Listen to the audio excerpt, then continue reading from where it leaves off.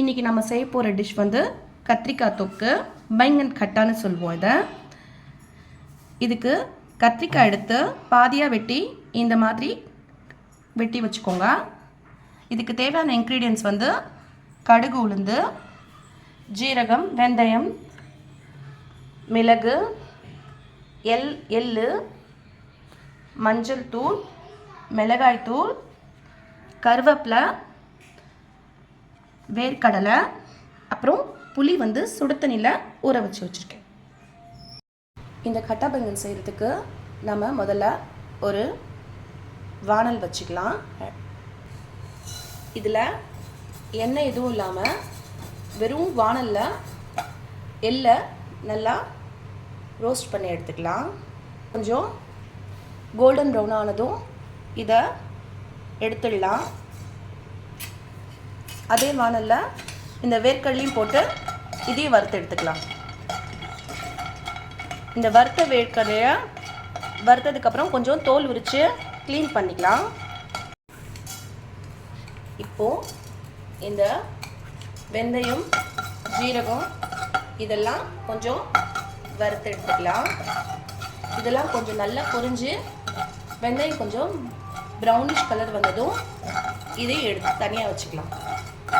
அதே கடையில் நல்லெண்ணெய் சேர்த்துக்கலாம். இந்த நல்லெண்ணெய் வந்து ஒரு 1/4 கப் நல்லெண்ணெய் சேர்த்துக்கோங்க. ஏன்னா இந்த கட்டா பைங்கனுக்கு வந்து கொஞ்சம் எண்ணெய் அதிகமாக யூஸ் பண்ண முடியுது. உளுத்தம்பருப்பை சேர்த்துக்கலாம். எண்ணெய் சூடானதும் இந்த கடுகு, உளுத்தம்பருப்பை இதில் சேர்த்துக்கோங்க.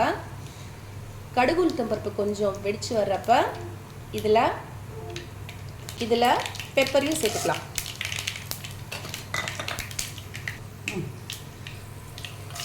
இதெல்லாம்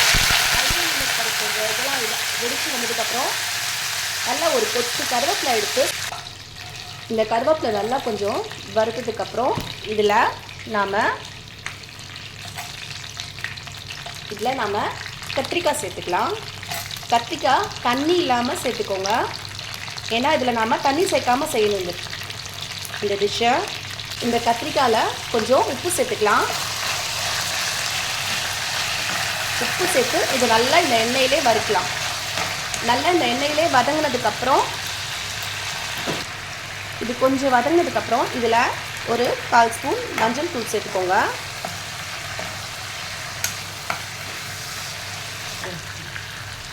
மஞ்சள் தூளோட இதில் ஒரு 1/2 ஸ்பூன் மிளகாய் தூளும் போட்டுக்கோங்க.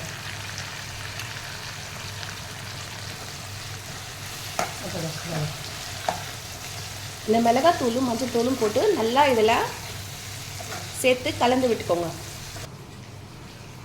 அந்த கத்திரிக்காய் எண்ணெயில் வேகிற வரைக்கும், அது வெறும் எண்ணெயில் மட்டும் வேகணும். அதை வேகிற வரைக்கும் நாம் இப்போது டோஸ்ட் பண்ணி வச்ச இந்த இது எல்லாமே ரோஸ்ட் பண்ணி வச்ச இந்த எள்ளு, இந்த வேர்க்கடலை,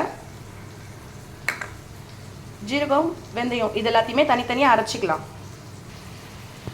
இந்த ஜீரகம், வெந்தயம், வேர்க்கடலை, அப்புறம் இந்த எள்ளு இது எல்லாமே கொஞ்சம் ட்ரையாக தண்ணி ஊற்றாமல் அரைச்சி வச்சுக்கணும்.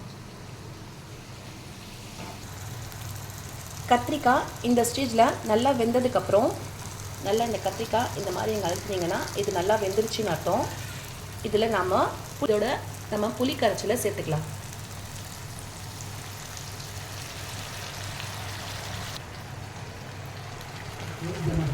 புளி போட்டதுக்கப்புறம் இதில் சால்ட் சரியாக இருக்கான்னு ஒரு வாட்டி செக் பண்ணி பார்த்துக்கோங்க.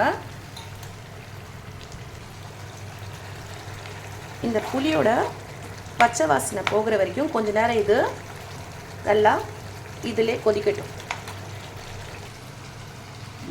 இப்போ இதில் நாம் இந்த எண்ணெயில் இந்த புளி காய்ச்சல் நல்லா வந்து மிக்ஸ் ஆகிடுச்சு. கொஞ்சம் ரா ஸ்மெல்லும் போயிடுச்சு. இப்போ நாம் இதில் அரைச்சி வச்ச வேர்க்கடலை பவுடர்,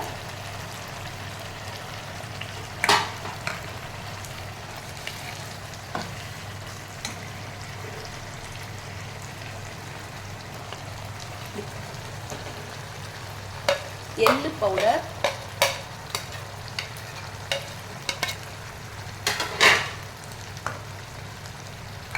இது வந்து வெந்தயமும் ஜீரகமும் வறுத்து வச்சதும் பவுடர் பண்ணோம் இல்லையா, அதையும் சேர்த்து போட்டு நல்லா இதை கிளறி விட்டு ஒரு 2லேருந்து 3 நிமிஷம், இது 2 நிமிஷம் 3 நிமிஷத்துக்கு அப்புறம் நல்லா சிம்மில் வச்சு விடுங்க. சிம்மில் வச்சு விட்டதுக்கப்புறம் இது நல்லா இதுவாகிடும், குக்காகிடும். குக்கானதுக்கப்புறம் இதை ஆஃப் பண்ணிடலாம். இப்போ இந்த ஸ்டேஜில் நல்லா எண்ணெய் இதுலேருந்து பிரிஞ்சு வர்றதுக்கப்புறம், நல்லா எண்ணெய் பிரிஞ்சு வந்ததுக்கப்புறம் இதை ஆஃப் பண்ணிக்கலாம். இப்போது இந்த கத்திரிக்காய் தொக்கு பிரிஞ்சால் கட்டா ரெடி ஆகிடுச்சு. வாங்க சாப்பிட்லாம்.